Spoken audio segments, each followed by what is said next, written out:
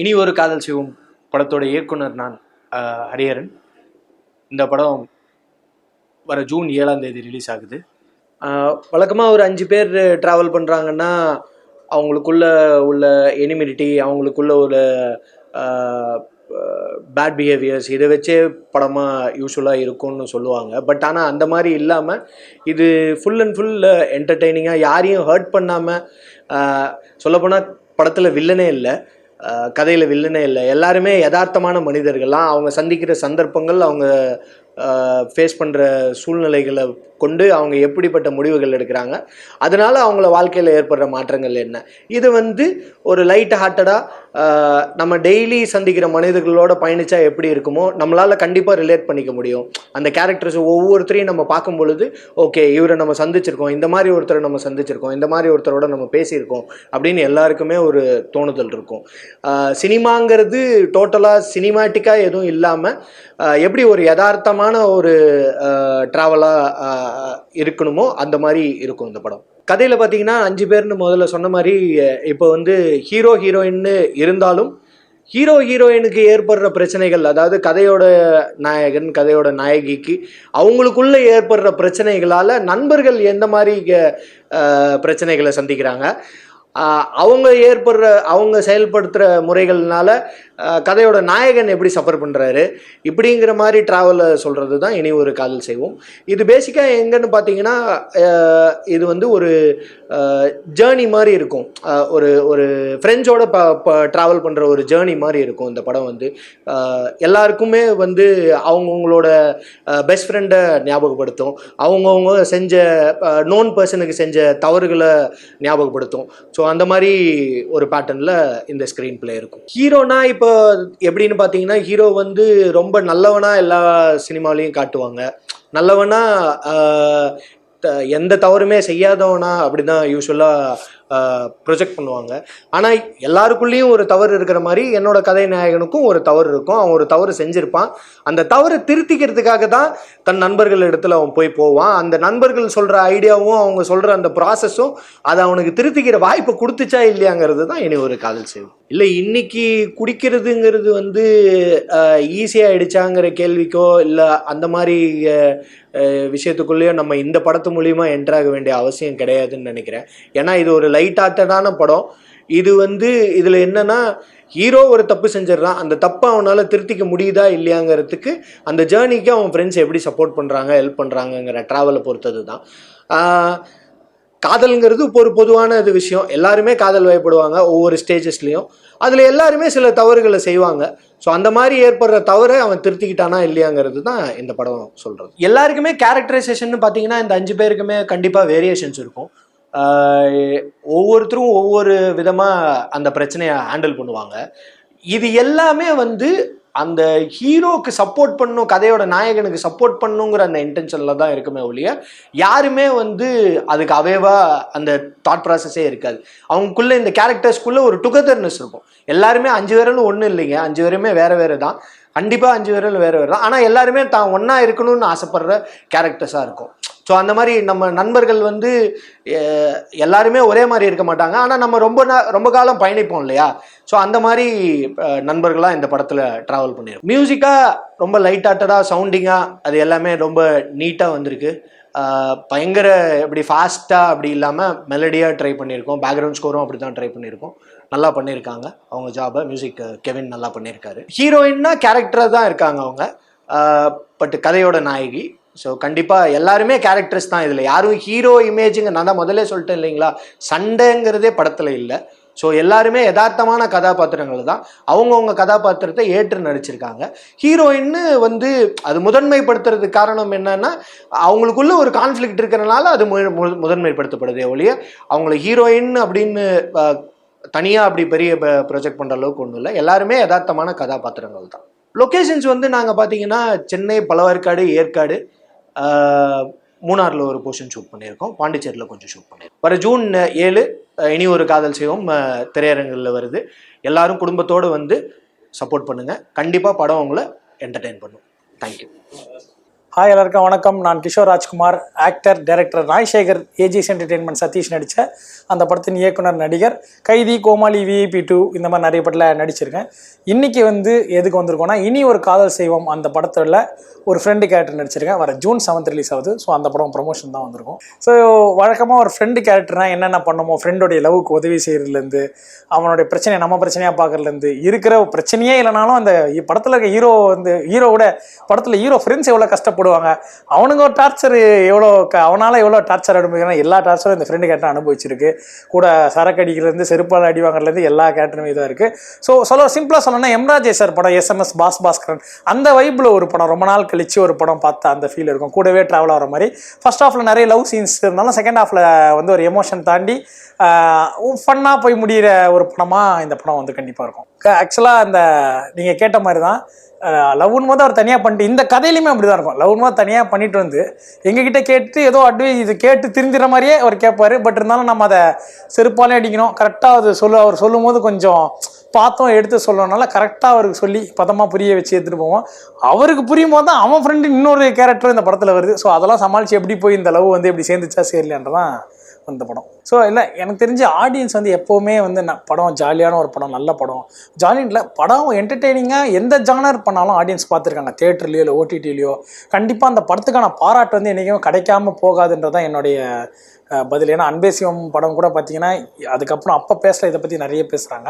இது இந்த படம் பற்றி பேசணும், இனி ஒரு காதல் சிவம் பற்றி பேசணும்னா ஒரு ராம்காம் படம். ஒரு ராம்காம் ஜானரே எனக்கு தெரிஞ்சு இப்போ ரொம்ப கம்மியாயிடுச்சுன்னா, இப்போ நிறைய படங்கள் ஒரு ஆக்ஷன் ஆகும், திருவிழாவும், ரத்தம் தெரிக்க அந்த மாதிரி ஒரு கதை, ஒரு அண்டர் கிரவுண்டு டார்க் வேர்ல்டு, சிலை கடத்துறது, ஒரு பொண்ணை கடத்துறது, அந்த மாதிரி நேரத்தை கடத்திட்டு இருக்காங்கன்ற மாதிரி நிறைய கதை போயிட்டுருக்கு.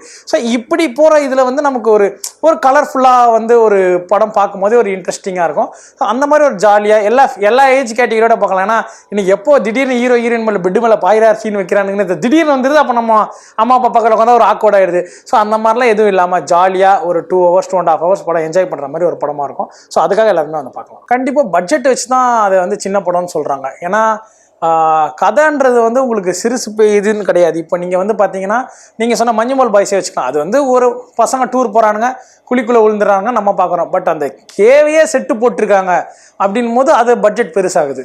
இப்போ ஒரே நாளில் நடக்கிற கதைன்னு ஒன்று இருக்கும். அது பார்த்தீங்கன்னா கதையாக சின்ன கதை. ஆனால் அந்த ஒரு நாளை நம்ம திரும்ப ரிக்ரியேட் பண்ணி ஷூட் பண்ணோன்னா அந்த காஸ்டியூம்லேருந்து அந்த ஹேர் ஸ்டைலு, ரத்தம், பிளட்டு, லொக்கேஷன், ஷெட்டு வரைக்கும் நம்ம பண்ணோன்னா அதுக்கான செலவு அதிகம்.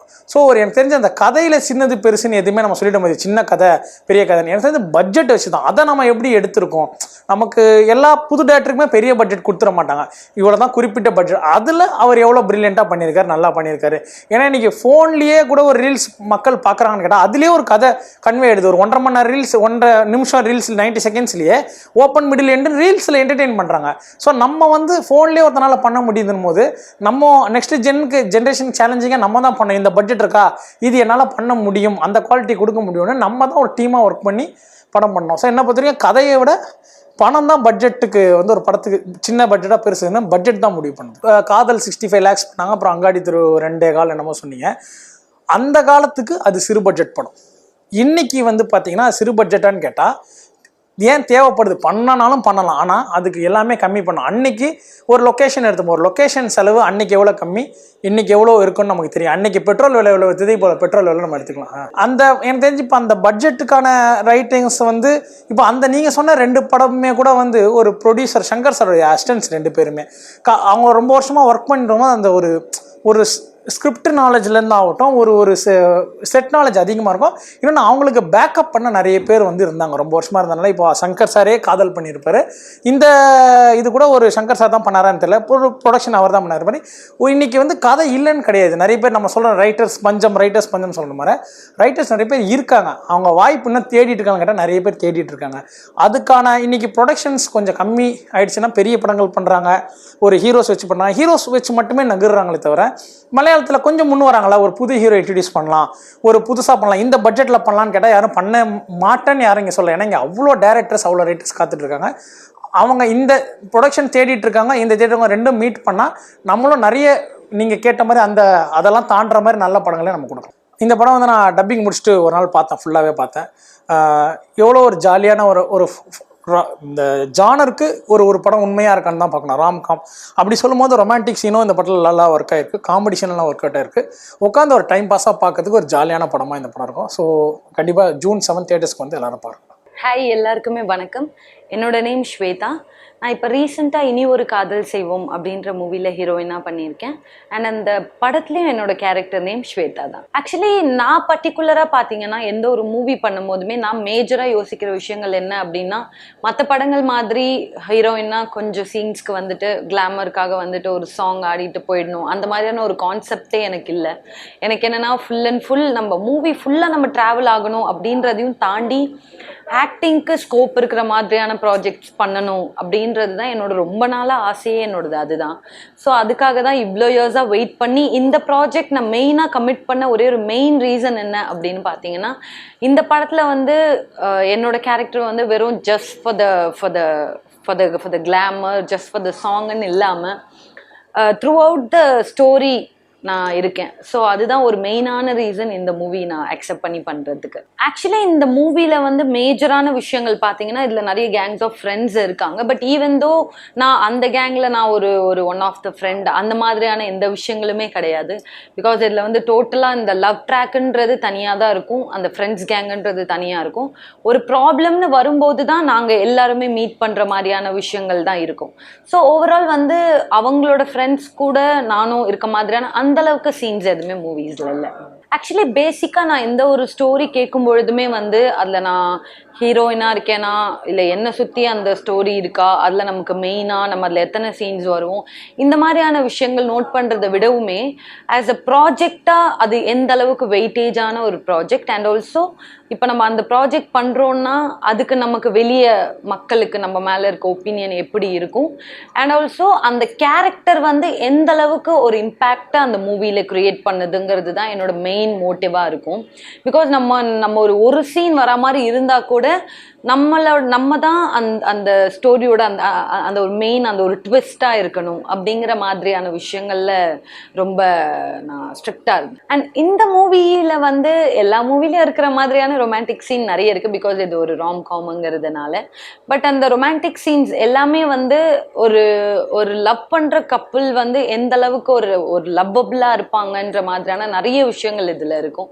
நான் வந்து நீங்கள் இந்த மூவி நீங்கள் பார்க்கும்போது கண்டிப்பாக உங்களுக்கு வந்து ரொம்ப ரிலேட் பண்ணிக்கிற மாதிரியான லவ் சீக்வன்ஸாக இருக்கட்டும், மற்ற எல்லா விஷயங்களுமே வந்து நீங்கள் ரொம்ப ரிலேட் பண்ணிக்கிற மாதிரி இருக்கும். அண்ட் ஆல்சோ நம்மளோட லைஃப்லும் இது வந்து நடந்துச்சு. Maybe it reminds your first லவ்வாக கூட இருக்கலாம், might be for some people. So கண்டிப்பாக இது வந்து ஈஸியாக உங்களோட லவ் லைஃப் கூட கனெக்ட் ஆகிற மாதிரியான விஷயங்கள் இருக்கும். And yes, there is some glamour kind of sequence and all is there, and also romantic scenes and all was there. Actually movie வந்து ஸ்டார்டிங்கில் பார்த்தீங்கன்னா ரொம்ப அப்படியே ஒரு கலர்ஃபுல்லாக ஸ்டார்ட் ஆகும். அவங்களோட சைட் ஆஃப் அவங்க என்ன பண்ணுறாங்க, வாட் இஸ் லைஃப்ங்கிற மாதிரி இருக்கும், அண்ட் வாட்ஸ் மைண்டுங்கிற மாதிரி இருக்கும். அண்ட் ஆல்சோ நாங்கள் ரெண்டு பேர் எப்படி மீட் பண்ணுறோம், நாங்கள் ரெண்டு பேர் எப்படி ட்ராவல் ஆகுறோன்றதை தாண்டி கிளைமேக்ஸுக்கு அப்புறம் தான் வந்து ப்ராப்ளம்ஸே வரும். ஸ்டோரியோட ஒரு இன்டென்ஸான ஒரு பார்ட்டே வந்து கிளைமேக்ஸ்க்கு அப்புறம் தான் வரும். அண்ட் கிளைமேக்ஸ் போர்ஷன்ஸ் எல்லாமே ரொம்ப ரொம்ப நல்லாயிருக்கும். அதில் வந்து நீங்கள் எல்லா கைண்ட்ஸ் ஆஃப் லவ்வும் உங்களால் பார்க்க முடியும். ஒரு ட்ரூ ஃப்ரெண்ட்ஷிப் பார்க்க முடியும், அவங்களோட ஃப்ரெண்டுக்காக அவங்க எவ்வளோ தூரம் ஸ்டாண்ட் பண்ணுறாங்கன்றது பார்க்க முடியும். அண்ட் ஒரு பையனோட வந்து அவங்களோட தப்பாக அவங்க ரியலைஸ் பண்ணுற விஷயங்கள் பார்க்க முடியும்.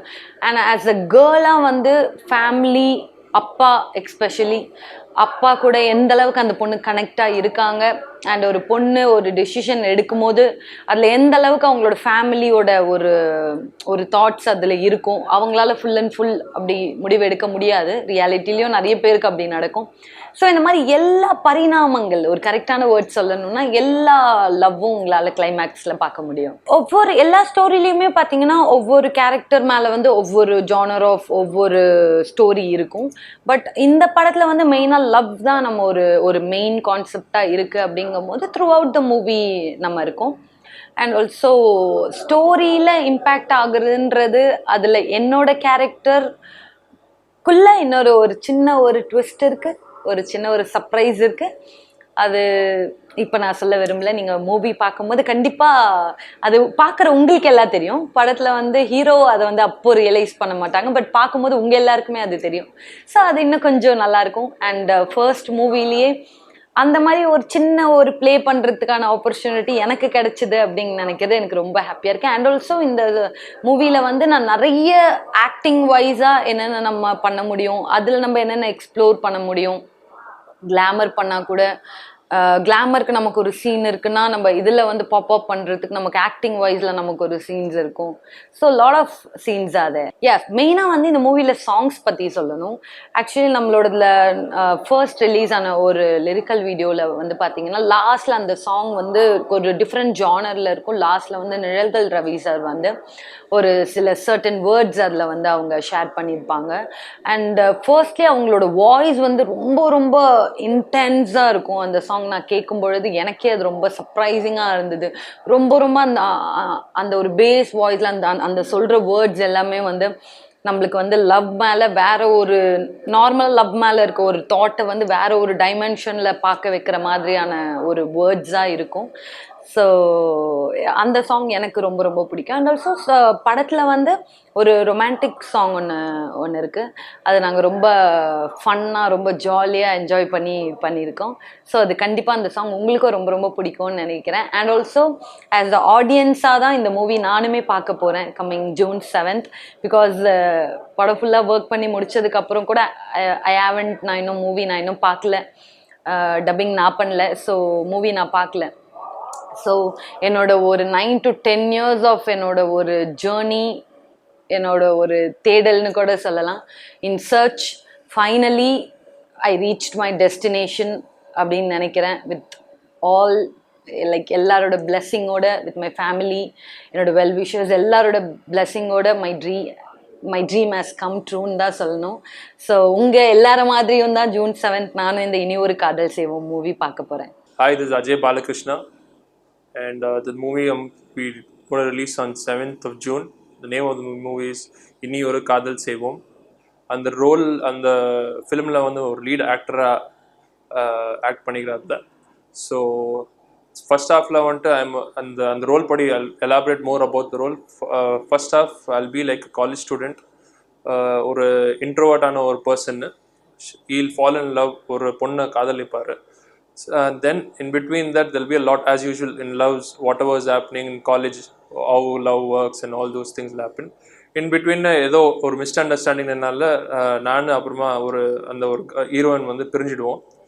தென் அதுக்கப்புறமா அந்த எதனால இந்த மிஸ்கம்யூனிகேஷன் என்னத்தினால ஆச்சுன்னு புரிஞ்சிட்ட அப்புறமா நான் வந்து அந்த ஹீரோவை பர்சியூ பண்ணுவேன். தெரியும் வாட் ஹேப்பன்ஸ் இஸ் ஹவு எப்படி வந்து அந்த ஹீரோ வந்து அந்த ஹீரோயின்னு வந்துட்டு போயிட்டு சாரி ஒரு ஒரு ஒரு மிஸ் அண்டர்ஸ்டாண்டிங் ஆயிடுச்சு எப்படி கன்வே பண்ணுறாரு, how the entire journey goes through is about the movie of Ini Oru காதல் செல்வம். இந்த மூவி பார்த்தீங்கன்னா ஃபர்ஸ்ட் ஹாஃப்ல வந்துட்டு உங்களுக்கு ஒரு 90s ஒரு டச் வரும் உங்களுக்கு. ஆல் ஒரு like old school love. So ஸ்டார்டிங்லேருந்து பார்த்தீங்கன்னா மோர் ஆஃப் சட்டில் லவ். அந்த காலத்தில் இருக்கிற மாதிரி 90s இருக்கிற மாதிரி பஸ்லேருந்து போகிறது, not lot of cellphones used in the movie. ஒரு பஸ்லேருந்து போடுறது, பஸ்லேருந்து பின்னால் பொன் பின்னால் ஃபாலோ பண்ணுற மாதிரி ஒரு kind of 90s recreating that scene to the entire first half. The second half is totally again into the where he is second half வந்துட்டு அவர் திடரமா அந்த ஹீரோயின் வந்துட்டு he will keep going behind the heroine. அவர் தப்ப சரி பண்ணிட்டுன்னா திரும்ப அந்த heroine திரும்ப பேசி try பண்ணிட்டு how he will fall in love again with the heroine is the entire story of இனி ஒரு காதல் செய்வோம். இந்த படத்துல வந்துட்டு என்னோட ஃப்ரெண்ட்ஸ் சரௌண்டிங்கில் காலேஜ் டைம்லேருந்து இப்போ ஒரு பார்த்தீங்கன்னா ஒருத்தர் திடீர்னுட்டு அவர் என் காலேஜ் டைமில் ஃப்ரெண்டு ராம்ன்ட்டு இன்னொரு ஃப்ரெண்டு. ராம் தான் அந்த ஒரு மெயின் கேரக்டர். ராம் அந்த ஃபிலிமில் வந்து ஒரு மெயின் கேரக்டர். அவர்னால தான் சில விஷயம் ஆகும் அந்த மூவியில். So that is why I'll be against my girlfriend in the movie. So அதை தாண்டி அந்த காலேஜில் இருக்கிற ட்ராமா எப்படி நான் அந்த பொண்ணுக்கிட்ட போய் ப்ரப்போஸ் பண்ணேன், என்னெல்லாம் ஃப்ரெண்ட்ஸ் எல்லாம் வந்து ஸ்டார்டிங்கில் இன்ட்ரோவர்ட்னுட்டு தே வில் புஷ் மீ இந்த ஒரு லவ் பண்ணிட்டு அவங்க ஃபோர்ஸ் பண்ணிட்டு நான் தள்ளி விடுவாங்க உள்ள லவ்வில் எப்படி போய் அப்ரோச் பண்ணுறதுக்காக. ஸோ அப்படி பண்ணிட்டு ஃபர்ஸ்ட் ஹாஃபில் வந்துட்டு full me following her is about the entire story. And college ஸ்டூடெண்ட்டில் வந்து கேரக்டர் வந்து நான், ராம், அப்புறமா திடீர்னுட்டு ஒரு கேரக்டர். ஸோ காலேஜ் ஆகிட்ட அப்புறமா ஐ லவ் விக்னேஷ் அப்புறமா கிஷோர்ன்ட்டு ஒருத்தர் ஆக்ட் பண்ணிக்கிற மூவியில். So the entire second of movie நான் வந்து வேலை செய்கிற மாதிரி ஒரு மூவி. அங்கத்துலேருந்து ஹீரோயினுக்கு ஒரு கல்யாணம் ஆகிற மாதிரி ஒன்று how I stop her from getting married and அப்போ தெரியும் எப்படி அவங்களுக்கு தெரியும் என்கிட்ட வாபஸ் வரதுக்கு whatever things were that is happening in the movie. புதுசுனாக்க இந்த ஸ்டோரி டெல்லிங் இந்த entire story telling of love எப்படி காலேஜில் ஒரு ஆருக்கு story telling has been done in a very different way. நார்மலாக லவ் தான், ஆனால் லவ் எப்படி எக்ஸ்பிரஸ் பண்ணுற அந்த மூவியில் ஒரு இன்ட்ரோவர்ட் பர்சனால எப்படி அந்த லவ் எக்ஸ்பிரஸ் பண்ண முடியும் தான் இந்த என்டையர் ஃபிலிம் பேஸ் பண்ணிடுது. அப்போ செகண்ட் ஹாஃபில் மிஸ்கம்யூனிகேஷன் ஒரு misunderstanding can create such a big ப்ராப்ளம்ன்ட்டு ஒரு லைனாக எடுத்துன்னு போயிருக்கும். அந்த செகண்ட் ஹாஃபை கேரி ஃபார்வர்ட் ஆகும். படத்தை எல்லாரும் 7th June நெக்ஸ்ட் ஃப்ரைடே இனி ஒரு காலம் சேரும் is coming to your theaters. Please do come and watch and support us. Thank you so much. Hi, நான் ஒரு திடீன் நயன்தாரா மூவி அன்னபொன்னி அந்த படத்தில் பார்த்துருப்பீங்க. இனி ஒரு காதல் செய்வோம் அந்த படத்தில் வந்து ஒரு இம்பார்ட்டன்ட் கேரக்டர், அதாவது பப்புன்னு ஒரு கேரக்டர் பண்ணுவீங்க. நான் அந்த கேரக்டர் எனக்கு எவ்வளோ ரிலேட்டபிள்னா அது வந்து என்ன வச்சு எழுதுற மாதிரியே இருக்கும். அந்த கேரக்டர் வந்து அது மாதிரி ஒரு ரொம்ப ஃபன்னான கேரக்டர். ஆக்சுவலாக லைஃப்பில் எனக்கு சில நடந்த இன்சிடென்ட்ஸ்லாம் அந்த படத்தில் எழுதுற மாதிரி இருக்கும். அது ஒரு படமே ஒரு ஃபன்னான ஒரு லவ் படம். ஆக்சுவலாக ஃபுல்லாக கிஷோர் ப்ரோ, நான் மனு ப்ரோ, எங்கள் ஹீரோ சார், இப்போ ஸ்வேதா ஹீரோயின், அவங்களாம் சேர்ந்து ஒரு எஸ்எம்எஸ் அந்த ஒரு ஃபீல்டில் ஒரு குட்டான ஒரு ஹியூமர் படம் பண்ணியிருக்கோம். நார்மலாக வந்து நம்ம டிவி ஷோஸில் பண்ணும்போது நம்ம ரியாலிட்டியாக தான் இருப்போம். ரியாலிட்டி ஷோ தானே அது வந்து நம்ம இப்போ திரியன் எப்படி இருப்பானோ அது மாதிரி தான் டிவி ஷோவில் வைக்க முடியும்.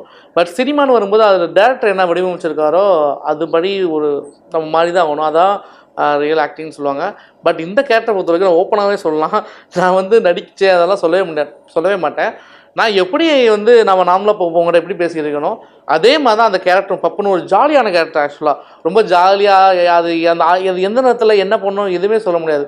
அது மாதிரி ஒரு கேரக்டர். எதுக்கு ஃபீல் பண்ணும், எதுக்கு சிரிக்கும், அதெல்லாம் அவ்வளோவா டீலாக சொல்ல முடியாது. ஏன்னா அது கிடையாது. அதுக்கு ரொம்ப ஜாலியான கேரக்டர் பப்புன்னு ஒரு கேரக்டர். அதான் சொல்ல முடியும். அதுக்கு டிஃப்ரெண்ட் தான். ஆக்சுவலாக என்னென்னா இந்த கதையை பற்றி சொல்லணும்னா ஓப்பனிங்கில் வந்து ஹீரோ ஃப்ரெண்டு நான் வரேன்னு வச்சுக்கோங்களேன். ஓப்பனிங்கில் இந்த ஃப்ரெண்டுக்கும் கதையே ஒரு ட்விஸ்ட்டாக ஒரு கதை ஒரு சேஞ்ச் ஆகும்னா ஒரு இவனால் அது சேஞ்ச் ஆகிடுச்சுடா அப்படின்ற அளவுக்கு ஒரு ட்விஸ்ட்டு வந்து இந்த பப்பு கேரக்டரால் கண்டிப்பாக இருக்கும். ஏன்னா அது ஒரு படத்தோட கதையும் அதான், அதை சொல்ல முடியாது. அது என்ன ட்விஸ்ட்னு சொல்ல முடியாது இல்லையா. கண்டிப்பாக தேட்டரில் வந்து பாருங்கள் அந்த விஷயத்த. இந்த படத்தை பற்றி சொல்லணும்னா இது என்னதான் ஃபன் அந்த விஷயம் சொன்னாலும் லவ்வில் வந்து ஹோப், நம்பிக்கை வந்து ரொம்ப முக்கியம். அவங்க ரெண்டு பேருக்குள்ள ஒரு அண்டர்ஸ்டாண்டிங் இருந்தால் மட்டும்தான் அந்த லவ் வந்து அடுத்த லெவலுக்கே போகும். ஒரு சின்ன மனக்கசப்புனால தன்னோட லைஃபையும் இழந்து தன்னோட லவ்வையும் இழந்து என்ன பண்ணுறதுன்னு தெரியாமல் இருக்க ஒருத்தனுக்கு திரும்ப லைஃப் கிடைக்க போராடுறது தான் இந்த கதைன்னு சொல்லுவேன் நான். ஆக்சுவலாக இது வந்து ஃபுல்லாக மெசேஜாக ஃபுல்லாக ஃபன்னான கிடையாது, ஒரு என்டர்டைன்மெண்ட். உங்கள் எல்லாத்துக்குமே அது வந்து ரிலேட் ஆகும். ஆக்சுவலாக சரி இந்த தப்பு நம்ம ஒருவேளை இப்போ லவ் பண்ணி பிரேக்கப் ஆயிடுச்சு அப்படின்னு சில பேர் இருப்பாங்கல்ல, எதனால் பிரேக்கப் ஆச்சுன்னு ஒரு விஷயம் எல்லாம் யோசிப்பீங்கள. இந்த பாயிண்ட்னால தான் பிரேக்கப் ஆயிடுச்சோ அப்படின்னு நம்ம யோசிப்போம். அந்த பாயிண்ட் ஏன் வந்துச்சு, ஒருவேளை அந்த சுச்சுவேஷன்லாம் அந்த விஷயம் நடக்காமல் இருந்தால் கண்டிப்பாக பிரேக்கப் ஆகிருக்காது இல்லையா. அதனால அந்த பாயிண்ட் ஏன் வந்துச்சு யோசிச்சு அதை சாரி கேட்டு திரும்பி அது கிடைக்குமானா கண்டிப்பாக கிடையாது. போனது வராது. கண்டிப்பாக ஒரு அந்த நம்பிக்கை போச்சுன்னா வராதுன்னு சொல்லுவாங்க. அதை வந்து ஒரு விஷயமாக மாற்றி ஒரு மறுபிறவி கொடுத்து ஒரு ஹாப்பி ஒரு ஃபீலிங்கோட குட் ஃபீல் மூவியோட வர மாதிரி ஒரு கதை இருக்குது. கண்டிப்பாக இந்த படம் வந்து வர June 7 ரிலீஸ் ஆக போகுது. எல்லாம் வந்து தேட்டரில் பாருங்கள்.